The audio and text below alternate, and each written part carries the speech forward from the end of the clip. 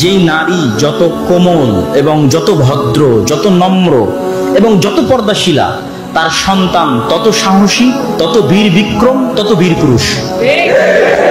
আর যেই নারী যত অভদ্র, যত পুরুষদের সাথে বেশি মিশে এবং যত নারীবাদী, তার পুরুষ সন্তান ততটাই দুর্বল এবং ওরাই হচ্ছে এলজিবিটি হয়ে বলবে আমি এখন মেয়ের রূপ ধারণ করবো, কেননা তার মধ্যে পৌরুষত্ব শেষ নাই। এই যে আপনি বাস্তবে পরীক্ষা করে দেখতে পারেন। আর শয়তান এই জিনিসটা চায়।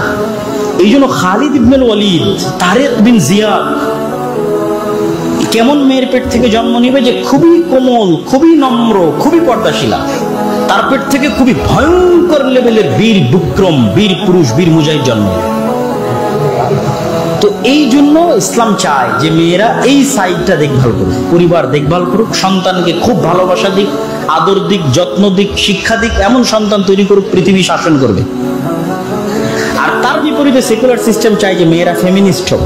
তাহলে মেয়েদের ফেমিনিস্ট হওয়ার একটা অন্যতম রাস্তা হচ্ছে সে চাকরি করবে, টাকা ইনকাম করবে। তখন যে ম্যাসাকার হবে সেই ম্যাসাকার সে কন্ট্রোল করতে পারবে না, মানসিকভাবে মহিলা কন্ট্রোল করতে পারবে না, ওই ব্যালেন্সটা পুরুষ রক্ষা করতে পারে।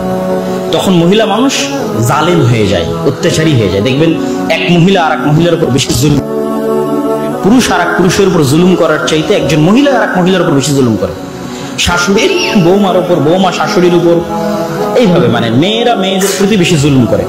তখন ওই মেয়ে যখন আরো বেশি পরিমাণে ক্ষমতা পেয়ে যায়, তখন সে আর ব্যালেন্স করতে পারে না। তখন সেই জুলুমটা তার স্বামীর উপর শুরু হয়, জুলুমটা সন্তান সন্ততির উপর শুরু হয়। ফলত সমাজ ব্যবস্থা এবং পরিবার ব্যবস্থায় ব্যালেন্স করার জন্য যে পুরুষ, তাকে ইনকাম করতে হবে, সে ন্যূনতম হলো ব্যালেন্স। তার মানে সব পুরুষ ভালো আমি এটি বলতেছি না, কিন্তু মোটামুটি স্বাভাবিক অবস্থা একজন পুরুষ আরেকজন স্বাভাবিক নারীর চেয়ে বেশি ব্যালেন্স করতে পারে। তাহলে কখন চাকরি করবে? যদি খুবই অসহায় অবস্থা হয় এবং যদি মনে করে পরিবার পরিজন, সন্তান সন্ততির ক্ষতি হচ্ছে না, জ্ঞান আছে, স্বামীর আনুগত্য করে, স্বামীর অনুমতি আছে, পর্দার লঙ্ঘন হচ্ছে না, এরকম ডট ডট ডট অসংখ্য শর্তের ভিত্তিতে চাকরি করতে পারে।